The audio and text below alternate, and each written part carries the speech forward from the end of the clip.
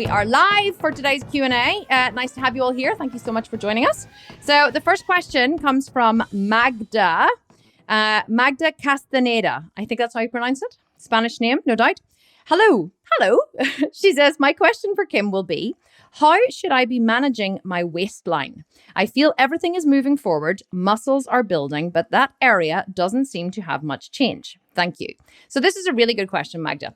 And it is one that many women struggle with because a lot of women want to change their weight. You know, a lot of women tend to hold their body fat in their stomach area, in their, the back fat, love handles, on top of their hips. And actually, it's funny, from an evolutionary standpoint, women hold a lot of their body fat there subcutaneously, which means under the skin, because women years ago used to, obviously, we still have children, but our main goal from an evolution standpoint, or our main job, was to birth children and to be, kind of to hold children on our hips and to basically raise the children. That was a woman's main job, was to raise the children, birth the children. But also we used to spend a lot of time sitting around in circles and weaving baskets and peeling vegetables and doing whatever they used to do in very primitive times. Whereas men tend to hold a lot of their body fat around their internal organs. So that's why if you see a man with a great big fat belly and it feels hard, that's because that's fat around his internal organs. So men tend to hold fat around their internal organs. Women tend to hold fat around their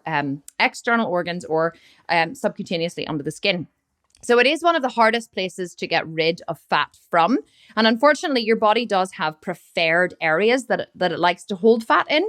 And, for me, whenever I put on body fat, the first place that it goes is this little pocket around my belly button.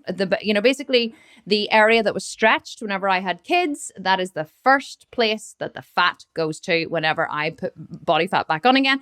There and in my thighs and in my butt, because I'm a very natural pear-shaped. So it is really...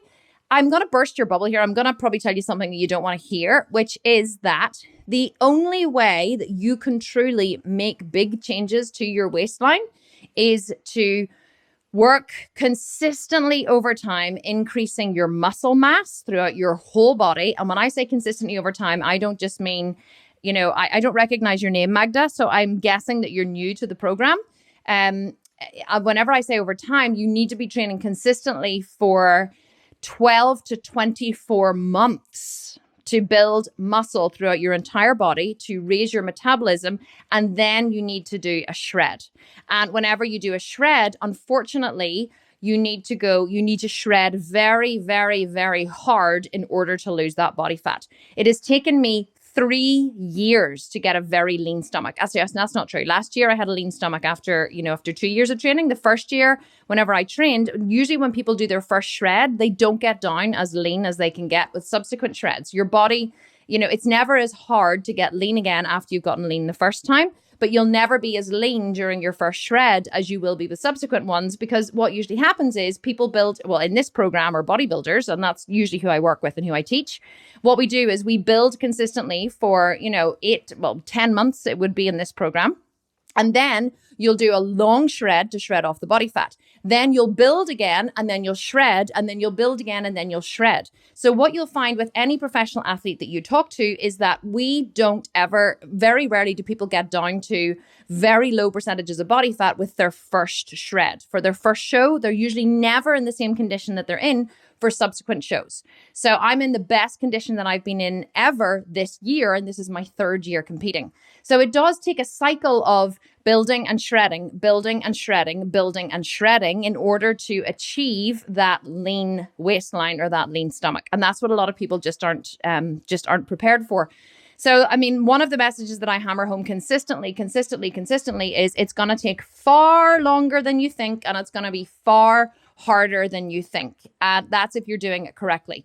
What many people will find is a lot of people who don't, do this program, for example, they will do an athlete style shred, and then they will, but without building muscle first. So not even an athlete style shred. They'll do some kind of crash diet, right? But they won't actually build muscle first. So therefore their body will get down to a certain percentage of body fat, and then it will stall. It will stop and it will hold on to everything. And they always write to me and they say, I just can't get rid of this pouch around my belly, or I just can't get rid of this last bit of body fat. It's just stuck there. What do I do? And I always say to them, you have to stop dieting. You have to go back into a building program, and then you maybe shred again in another 6 to 10 months minimum. And they're like, really? I'm like, yeah, your body doesn't want to get down that low. Your body only wants to get down that low whenever you have a lot of muscle, because when you have a lot of muscle, your metabolism is higher. So your body is capable of burning more fat naturally. So if you can imagine, the more muscle you have, you've already got that fat burning metabolism blasting. And if you add in then reduced calories and extra cardio, all three of these things are working together. If you don't have a good foundation of muscle and you try to lose body fat, or you try to get, lose that mum tum, or, that belly or that waistline, you're never going to be able to get down to very, very low percentages or get rid of it completely, because you don't have the third cog in the wheel. You only have the exercise and the reduction of calories, but there's only so low you can go with your calories before your body completely shuts down and goes into starvation mode.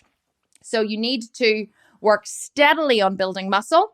Then whenever you've built muscle for around 10 months, and you can do cardio as well, you will find that your waistline will decrease. As you build muscle and do cardio consistently over time, you will find that your waistline will decrease, but it won't decrease at the rate that you want it to decrease.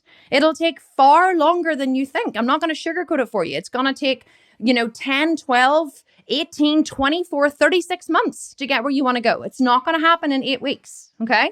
So just be prepared to be in it for the long haul. And if you stay consistent and you work hard and you stay in it for the long haul, your body will change, but you just have to be prepared for it to take far, far longer than you want it to, or that you were previously prepared for it to take.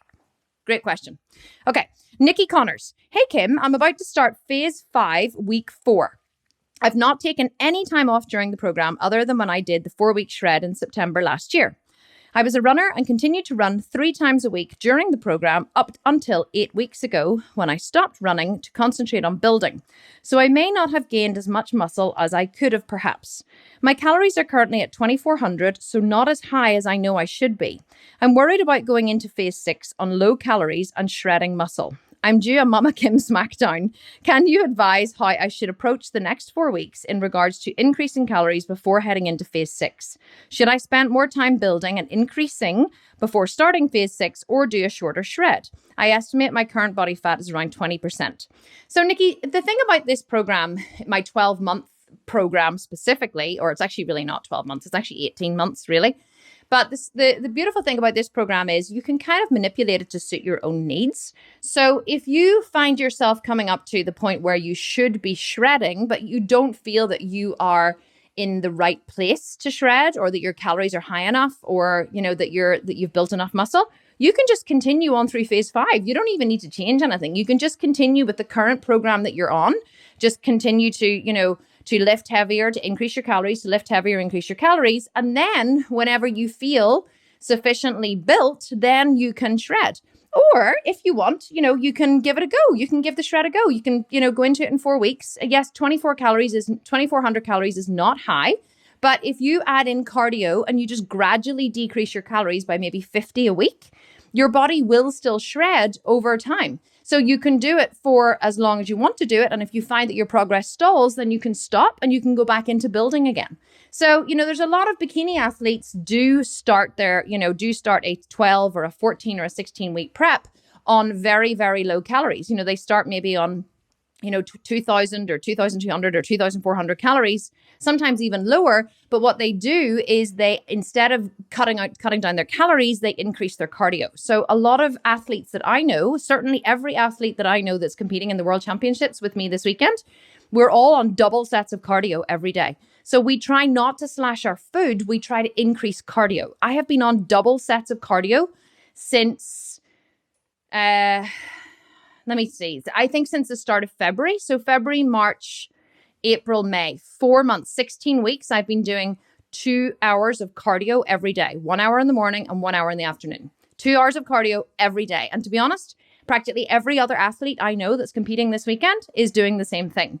We don't, whenever you're competing for a show, or whenever you're bodybuilding professionally, it's never a case of, will I be ready? It's a case of, what do I need to do to be ready? So that is how we always That's how we judge things. We say, okay, the show is in 16 weeks. What do I need to do to be ready? And we do whatever it takes. And whether that is, 3 hours cardio a day, whether that's, gradually decreasing the calories and then slashing them in the last, 4 to 6 weeks, whenever you have a deadline looming, you will do whatever it takes.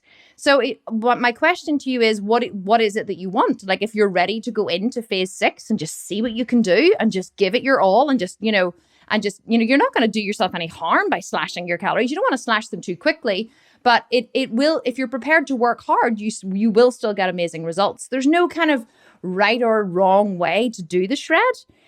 But just be aware that if you start shredding in 4 weeks, it's going to be, the middle of July. I don't know where you live in the world, but over here that's summer. And I certainly wouldn't want to be doing a shred during summer because that's when it's, garden parties and, beers in the sun and all that kind of stuff and good food and barbecues. And so, it's up to you. Basically, it's up to you what you do. 2,400 calories, you're saying, what should I do in the last 4 weeks? You're not going to make much difference. Even if you bumped your calories up now to 3,000, you're not going to make much difference in 4 weeks. Yes, you could increase them. You could just whack them right up to 2,800 or 3,000 and really push home the calories for the last 4 weeks. That will increase your metabolism, but there's only so much muscle you can build in 4 weeks, and it's very, very, very minimal. So all you'll end up doing if you bump your calories up is putting on extra body fat, and you will raise your metabolism, but you won't raise your metabolism by packing on more muscle because you can't build a lot of muscle in 4 weeks. You will raise your metabolism just by making it process more food. So I wouldn't go too drastic. I would maybe, increase to maybe 2,500, maybe 2,600. You're not going to build a lot of muscle in 4 weeks. It's virtually impossible to build any sizable muscle in 4 weeks. But it really is up to you. Really is up to you what you want to do. So, but just always be prepared for whenever you hit phase 6 for not saying, will this work? But what do I need to do to make this work? I stood on stage for the first time 6 weeks ago. And even though I won my class, I know that I wasn't lean enough. And so for the last 6 weeks, I slashed my calories. I went into my first show eating 1,800 calories. And I decided that I wasn't lean enough and I wanted to get more ripped. I just didn't feel right on stage. I felt like I wanted to be leaner. So I slashed my calories down to about, my baseline calories for the last 6 weeks has been about 1,100 calories a day. Now, I have allowed myself refeed days. I've allowed myself higher calorie days whenever I've had a big leg workout. I've done another show in between. So my body has been through a lot, but my base calorie intake has been 1,100 calories. So but, people be like, oh my God, that's really low. Kim would never recommend 1,100 calories. I don't recommend 1,100 calories or not 1,100 calories. I recommend more than anything doing whatever it takes to get the result. I knew I'm standing on stage in the World Championships this weekend. I don't care if they think I'm too muscular for a bikini. I'm going to stand on that stage probably for the last time ever because I don't think I'm going to compete again after this year. And I'm going to stand on that stage and I'm going to feel proud of the body I have built and the work that I have done and how shredded I am. Now, I am not like super shredded. I'm not, athletic style shredded, but I'm pretty ripped for bikini. So, but I don't care. So my point is, I went down to 1,100 calories for 6 weeks with double sessions of cardio and 5 days training a week, as well as running my business, as well as looking after my family. I did whatever it took to get to this condition. And I think that's the mindset that's missing from a lot of the phase 6ers, because a lot of times they don't have that deadline of standing on stage. Now, phase 6ers are doing really, really well, but they're kind of sticking to the program, which is great, which I love people who stick to the program. And they're like, oh, Kim says, reduced by 100 calories a week. And Kim says, increase cardio gradually, rather than looking at what date do I want to be shredded for? And what is it going to take to be shredded for that date? That's what I would prefer phase 6ers to do, would be to say, to give themselves a deadline and say, pretend they have a show coming up or book a photo shoot or do something and say, here is my photo shoot date. What is it going to take for me to be shredded by that date? And literally just to push themselves to do whatever it takes, because that is what athletes do before they stand on stage. So I can't really give you an answer. My answer is just go with what you feel. If you want to give phase 6 a shot, I would just go ahead and do it. Or if you want to keep building and then, do phase 6 after the summer, that's totally fine too. It's completely up to you. Okay, Anna Capaldi. I started the 12-month in November after the 4-week shred. I am in phase 4, week 6. I am bulking during the summer when I would like to be lean. What is the best way to reposition the program so I am stage ready by the 1st of June next year, which is my 20th vegan anniversary? If I skip the 12-week shred and continue to bulk until early next year, I would at least like to fit in a mini cut, maybe a 4-week shred to get some fat off.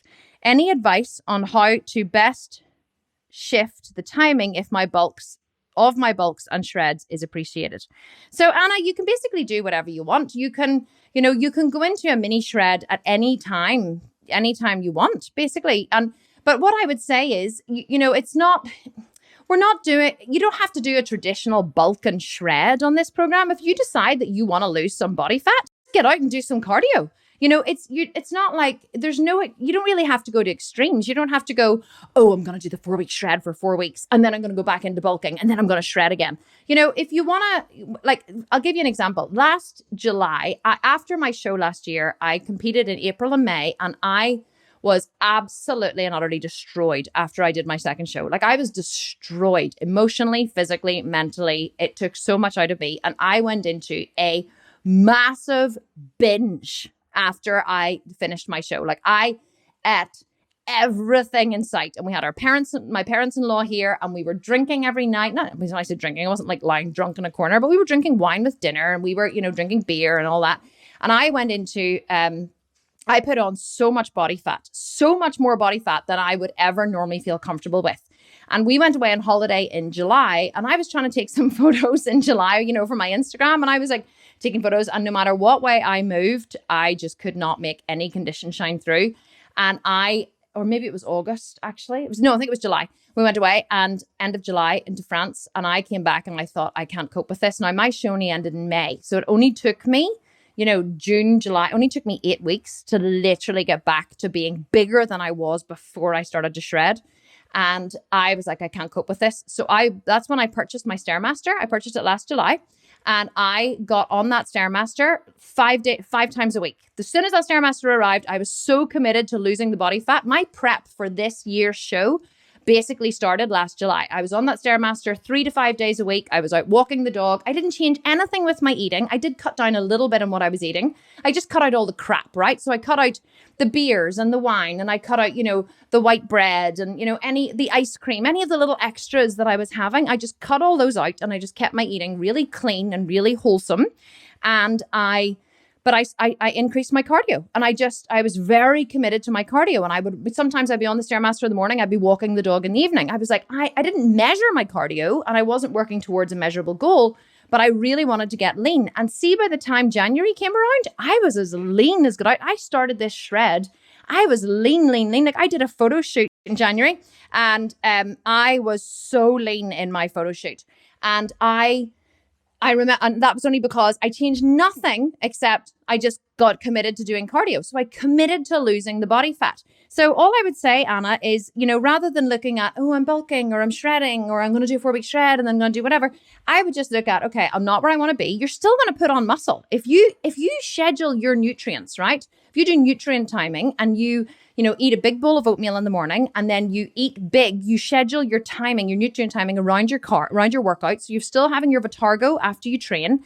You're having your protein before you train, and you're having your protein and your Vitargo after you train. Your body is going to pack on muscle. As long as you're eating calorifically light but nutritionally dense whole foods, your body is going to pack on muscle, even if you're doing 5 days cardio a week. So don't think that you can't bulk and shred at the same time. You can. You can bulk and you can do loads of cardio and you can lose the body fat, but you'll also pack on heaps of muscle. So if you want to get leaner now, then get leaner. Just commit to doing cardio. It's not a be all or an end all thing. It's not like, one ends and the other begins. You can have both at the same time. But if you do want to get really, really lean for June, then I would recommend that you start your proper shred, your phase 6 shred at the start of January. Okay. Give yourself 5 months because, it may take longer than you think, depending on how much muscle you've managed to build underneath. So you could continue to, build muscle through the phases from now until Christmas, but just add in loads of cardio and shred off any extra fat that you have. And then by the time you start your shred in January, you'll already be quite lean, and it's going to be much easier for you to really shred down to low percentages of body fat. So that's what I would recommend. Do whatever works for you, whatever floats your boat. And don't think that it's like you're bulking or you're shredding. Just you can start shredding now just by adding in cardio, but just make sure that you time your nutrients around your food. Okay, Catherine Levy. Hi, Kim. I'm about to enter phase 3. Before I signed up, I asked about having a home gym with free weights, barbells, and a bench. And I have managed up to now looking for alternatives on YouTube to machines. Looking at the new phase 3, it has even more machine exercises than ever though, and I never know if the alternatives I find are okay. Is it possible to produce separate videos or tips on alternatives for home gym people? That would be amazing. So that's not really, well, it is a question, but it's not really a question. So Catherine, to be honest, if Google has told you that there's an alternative for a machine exercise, and then it's perfectly okay. The thing about the reason why we use a lot of machine-based exercises in my program is because of 2 reasons. 1, they're safer, okay? So machines are much safer because much less risk of injury. And 2, they isolate the muscle much better. So if you're doing a machine chest press, you are, even though the barbell chest press, bench press, right, will use a lot more stabilizing muscles, the chest press will isolate into the chest better. So because you can't like wiggle around and kind of get out of, you're just locked in, right? So there's nowhere to go. You can't you're not like wiggling or whatever, trying to move the bar. You're just locked in. But, any alternative that Google gives you will be perfectly okay. However, what you may be struggling with is you're finding that you're just doing the same exercises over and over and over again. And there's really nothing that I can do about that. I mean, if you just have a barbell and plates, there's really nothing else you can do except a squat. So in our program, in the gym-based program, we'll say, do a hack squat or an incline squat or a pendulum squat or a Smith squat or a free bar squat. So we have all these different angles of squats. But if you just have a bar at home, a barbell, you're just going to be able to do a free squat. That's it.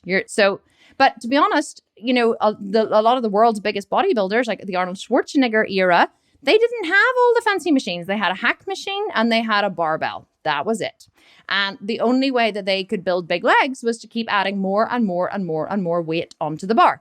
So what I find with a lot of people who don't have a lot of equipment, they just have dumbbells and barbells, is that they want, different exercises to switch it up. They think that if they're doing like curtsy squats and sissy squats and different weighted lunges and all this kind of stuff, that they're going to build bigger legs.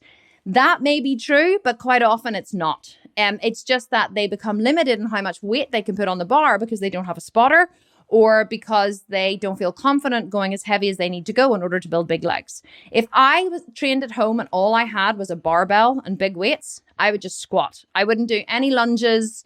I wouldn't be doing any sissy squats or anything like that. I would just be doing lunges, glute bridges, squats, glute bridges, the very basic exercises. Those are the exercises that built the big muscles in the big bodybuilders in the early days. They did not have fancy equipment.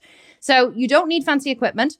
And if Google has given you an alternative for an exercise, a machine-based exercise that we have in our program, I swear, it's perfectly okay. But what I would ask you to do is to really be honest with yourself about whether or not you are putting on as much load as you can. The exercises don't change much in any of my programs simply because if you build up a central nervous system pattern of movement, you're much more likely to be able to move more load, more weight, because you're not thinking about learning a new movement pattern. When you're constantly thinking about learning a new movement pattern, you don't have this, you can't go as heavy with the weight because your mind, it's like whenever you first get into a car and you're driving, right? I always liken it to this. I say, whenever you first get into a car and you're, learning to drive, you can't have the radio on or any distractions and you're just, there's so many things to think about and you're changing gear and you're thinking about indicator and everything's new and you're all over the place. But now, you can jump in the car, the radio can be blasting, you can be eating food, you can be driving, everything is second nature, you're not thinking about it. That's the way the gym becomes whenever you are training this way. Whenever you're doing the same movement patterns again and again and again and again and again, what can happen is you can keep adding more load and more load and more load because you're not like, thinking about learning a whole new movement pattern, which holds people back. So that's why I'm not a big advocate of programs that constantly change the program to confuse the body. You cannot confuse your body. Your body is the most sophisticated organism that exists on the planet, okay? You are not smarter than your body. I find this so funny whenever I hear about people saying, oh yes, and I've switched up my exercises to confuse my body. And I'm like, oh really? You're confusing your body? Are you? It's so ludicrous when you think about it. I'm like, your body is the smartest, most incredible organism, that exists on the planet. But you can confuse your muscles. You can't confuse your muscles, okay? You really can't. So don't worry about switching things up. You don't need to switch things up. You just need to stay with what works. Ask Google for alternatives. If Google has told you it's a good alternative, I would tend to trust it and just do what you can. But maybe consider, if you do have access to joining a gym, it might be good for a leg day. Any other exercises you can usually get away with at home. Leg days, I find, I would never, ever, ever train at home. People ask me all the time. They say, when are you going to create a home program? And I say never. And they were like, why? I actually had a girl, funny story. I had a girl the other day on Instagram, right? And she wrote to me and she said, oh, Kim, I'm really upset that you don't provide a home program. When are you going to create one? And I said, well, I'm not. And she said, but what? But, you're missing out on such a massive chunk of the market of people who want to train at home. And I said, I understand what you're saying, but I would never create a home workout because I would never, ever train at home. Even if I built myself a new house and I could put a state-of-the-art gym in it, I would still never train at home. And then they were like, but why? I'm like, because in the gym that, that I train at, unless I was able to put in every single machine that I wanted to put in, it wouldn't be worth it to me. And also I wouldn't have anyone to spot me if I trained at home. And I said, so to create a home program when I actually don't believe in them would go against everything that I believe. And she said, well, I think that you're wrong. I know I actually said to her, I don't think that you can build, in my personal opinion, you cannot build any sizable muscle training at home. And she said, well, I think you're wrong. And I said, okay, you can think I'm wrong all you want. I don't really care. And she said, and I said, well, do you train at home? And she said, yes, I do. And I said, well, have you built sizable muscle? And she said, no. I was like, but so hang on. So like, okay, you're arguing with me about, and telling me that you believe you can build big muscles at home whenever you've never actually done it. Like, that to me is the definition of insanity. So can you, tone up from home with booty bands and, and cables and these row things that people use? Yeah, of course. Are you going to make changes to your body? Yes, I'm sure you could lose a bit of body fat. I'm sure you could, build small muscle, but I'm not in the game to build small muscle. I want big quads and big legs, and I want big shoulders, and I want to change my body shape. And yes, you can tone up, which, I don't believe in, by the way, at home, which means you can build you can strengthen your muscle and you can build small amount of muscle, but I just don't believe that with, booty bands and, those pull things that you tie around your furniture and stuff. If I had no other alternative, would I find a way to work out at home? Yes. But if I could choose a gym, I always would. So that's what I always say to people. I understand there's mums and stuff who need to train at home, and I totally get that. And there are loads of people out there servicing their needs. I'm just not one of them, because I don't ever believe I don't believe in training at home, and I'm not gonna sell something that I don't believe in. So she didn't like that. So anyway, that was slightly off topic, but so trust Google and just do what you can with what you've got, but do consider joining a gym for leg day if you can. I would 100% recommend it. Okay, Cassandra Austin McDonald. I'm starting week 3 of phase 1 this week after coming off the last shred. I'm currently at 1,500 calories per day. My TDEE is Total Daily Energy Expenditure is 2,097, and a 15% deficit is 1,782. I want to be at a deficit for fat loss. When should I be at my total daily energy expenditure, or 15% of my total daily energy expenditure? Okay, let me break this down. So for those of you, just as a wee refresher, your TDEE is your total daily energy expenditure. Okay, so that is the amount of calories that your body will burn just to keep you alive, i.e. your basal metabolic rate. And on top, coupled with the amount of calories you burn every day in your training, your job, moving around, whatever. So it's your total daily energy expenditure is broken down into usually 60% of it is your basal metabolic rate, and the other 40% is your daily activity. So Catherine is coming off the 4-week shred program. She's currently at 1,500 calories, which is very, very, very low. Especially because her total daily energy expenditure is 2,100 calories. So she said, I want to be at a deficit for fat loss. So she wants to eat in a 15% deficit, which is fair enough. But so when should I be at total daily energy expenditure? So Catherine, I would bump up now. You're on week 3, phase 1. You've come off the shred. I think I wouldn't be afraid to raise your calories. The thing about any weightlifting program is that it's all a big experiment. I can provide the formula and I can provide the calculation and I can provide the tools, but every single person is individual, which is why we don't provide prescriptive meal plans and training plans and things on any of my programs. All of my programs are individually based in that we get you to do the work to figure out what your particular nutritional requirements are. The reason why we do that is so it's individual to you. So, but the thing about it is what you have to realize is it's all a big experiment. So I can't say, oh, well, if you do this, this will happen. I can say you could try to do this and see what happens and then readjust. But I think that the problem with a lot of human beings is just in general is that we're scared to make a mistake. So we're scared to try something in case, oh my God, what happens if I put on a bit of body fat? Well, then you lose it again. What happens if I lose muscle? Well, then you build it again. What happens if I overeat on the weekend? Well, then you just cut your calories a wee bit Monday, Tuesday, Wednesday. Like we have this, oh my God, like we're so driven by like the, fear of the unknown. But unfortunately, fear of the unknown is the only way we actually grow and learn. So what I say to people is, increase your calories. Why not increase your calories up to your TDE, up to your total daily energy expenditure? Take progress pictures every 2 weeks. I can't stress enough. And this is in the download that you get when you join my 12-month program. But everybody seems to either miss it or ignore it, okay? How we measure on this or in any of my programs is by progress pictures, okay? You take your progress pictures every 2 weeks. So you choose a calorie intake that you're going to take, right? A macro breakdown of calorie intake. And you say, okay, so my TDE is 2,100. But I don't want to go right up to that right now. So I'm going to choose like 1,700 and see what happens. So you take your pictures and then you eat 1,700 calories for 2 weeks. And then you take your pictures again in 2 weeks. If you are leaner or the same, then you can keep your calories the same. You do exactly the same thing. You take your pictures again in another 2 weeks.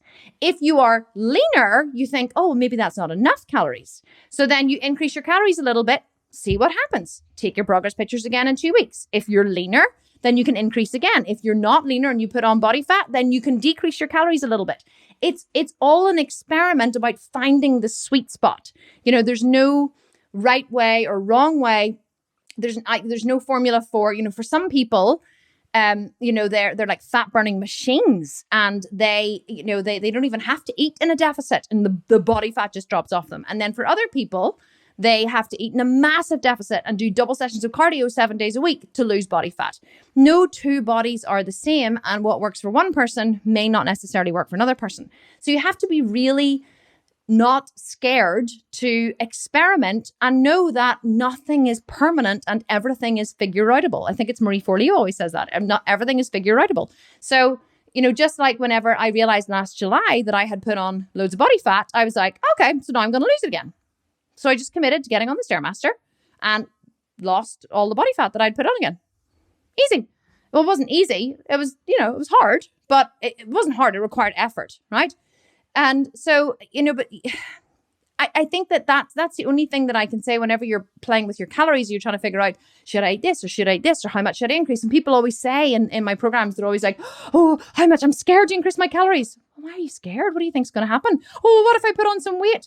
Well, it's not going to be like the Nutty Professor, right? You're not going to in 2 weeks go, and like explode. You're not going to wake up one morning like Eddie Murphy and look in the mirror and, one day you're like the thin, sexy Eddie Murphy and the next day you're like the nutty professor. It's not going to happen like that. You can only put on a very small amount of body fat in 2 weeks. And because you're measuring every 2 weeks, if you notice after 2 weeks that you put on a little bit of body fat, well, then you stop. Or you increase your cardio, you decrease your calories. As long as you're constantly measuring, and by measuring, I do not mean, by the way, getting on the scale, the sad step, put the sad step away. If I was relying on the sad step, I would be very suicidal right now, because I stood on scale for my first competition at 64.5 kilos. And I'm standing on stage for my last competition and I have dropped about 3% body fat and I am 66.5 kilos. I am 4.4 pounds heavier now than I was 6 weeks ago, even though I am far, far leaner. Go figure, right? The sad step lies to you people. Do not believe the sad step, okay? It tells you lies. So that is not how you measure your progress. You measure your progress with your pictures. Because did you join this program because you want to look a certain way, or did you join it because you want to weigh a certain amount?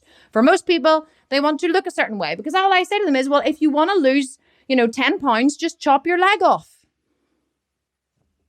Problem solved. You'll have lost 10 pounds. And they're like, so there's like, this hair must weigh at least a pound, right? If I chop this hair off, I bet you I would lose a pound. So, it's not how much you want to weigh, it's what you want to look like. So you measure yourself with your photos. You take your photos every 2 weeks. That's how you assess your progress, and you increase your calories gradually. And when you notice that you are leaner in your photos, which means your metabolism's raising, then you can keep your calories the same, or you can play around with increasing them a little bit more and see what happens. But see it as a big experiment and don't be afraid to change. Okay? Yes. Okay. Rebecca Jordan, quickest question for the amazing Queen Kim. You guys are so funny. Please talk a bit more about reducing the rest time between sets as a strategy to increase intensity and fatigue the muscle. Somehow I thought I had to rest 30 to 90 seconds to ensure I was recruiting as much muscle as possible. Thank you. So here's the thing about, I don't ever, okay, there's two things I'm going to say. So there are 3 ways to progressively overload the muscle, okay? Progressive overload is what causes growth, okay?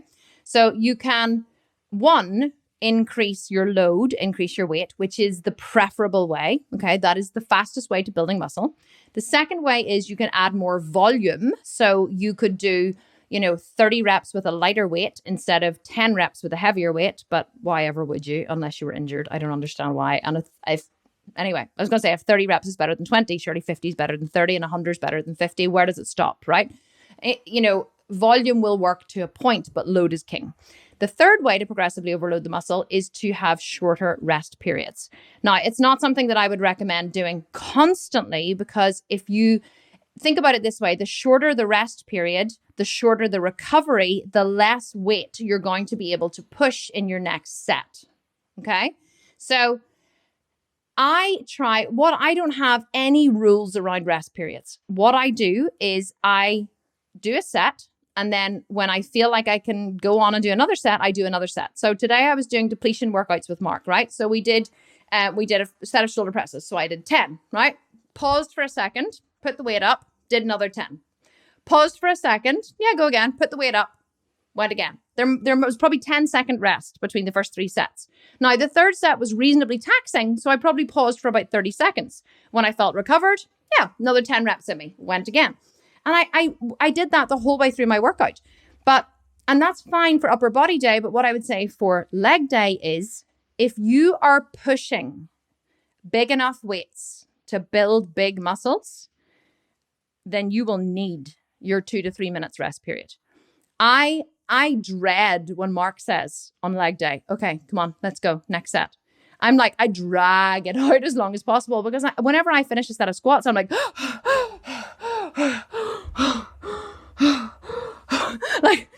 the thought of like jumping on that squat rack again after 30 seconds is torture. However, sometimes when I train with someone, if I take Rory, one of my assistants, to train with me, sometimes it's, it's an absolute killer, because he does a set, I do a set. He does a set, I do a set. He does a set, I do a set. So we are only getting like 1 minute to 2 minute rest between sets. And I am usually particularly dead after that day. But I don't think that I build any more muscle because let me tell you, there's other days whenever Mark and I'll stand and chat between big heavy sets. I'll maybe have 5 or 6 minutes rest between, my third and fourth sets. And I actually pump out an extra 2 or 3 reps at a really, really heavy weight because I've had a bigger rest period. So there's, whenever you ask the question, to increase intensity and fatigue the muscle, you're probably asking, if I were asking that question, I were you, it would be because I would want better results faster. How you get better results faster is by increasing your load, right? Increasing your weight. If you can't increase your weight, if you're doing an exercise such as, side lateral raises, right? Or you're doing an exercise, something where you like single isolation arm exercises, bicep curls, for example, and you really can't increase the weight because you're physically not able to do any more with that weight, with a higher weight, then you can decrease your rest periods. But you should always choose load over decreased rest periods as a way to progressively overload the muscle. Always choose load. Load is king. Load is king of the muscle building. That's how you want to progressively overload your muscle. If then you want to hit them a little harder, you can decrease rest periods. Or you can add a little more volume by doing a drop set at the very end where you drop the weight, do another 10 reps, drop the weight, do another 10 reps, drop the weight, do another 10 reps. Okay. So that is a way that you can progressively overload the muscle, but those are really last resort things. Sometimes if I'm doing a heavy set of shoulder presses, for example, and I don't have a spotter, I will get to failure and I'll be like, I'll fail on my last one.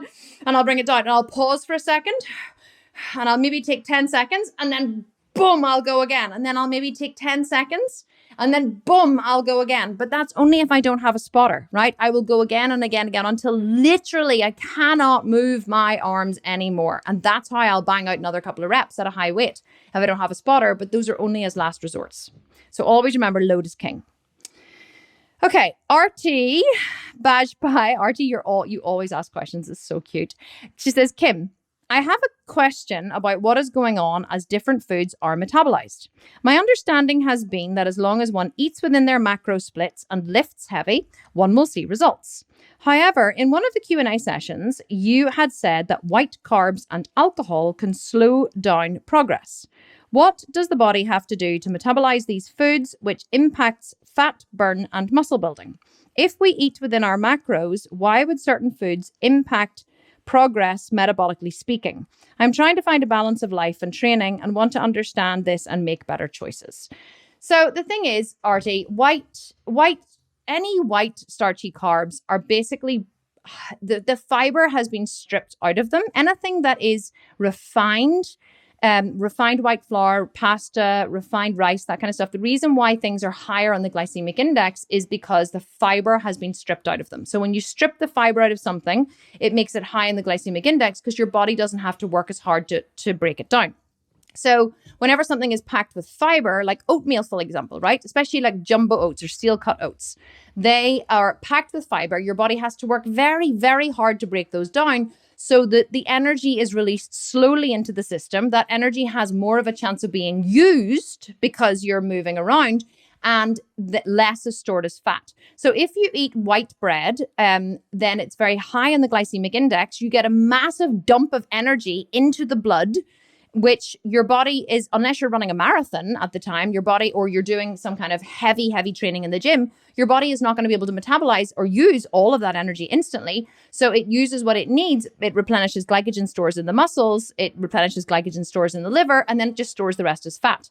Whereas if you're eating slower carbs or carbs that are lower on the glycemic index, then that energy is being dripped into the blood at a slow rate and being used, so it's not being stored as energy. Sorry, it's not being stored as energy. It's not being stored as fat. Fat is a source of energy.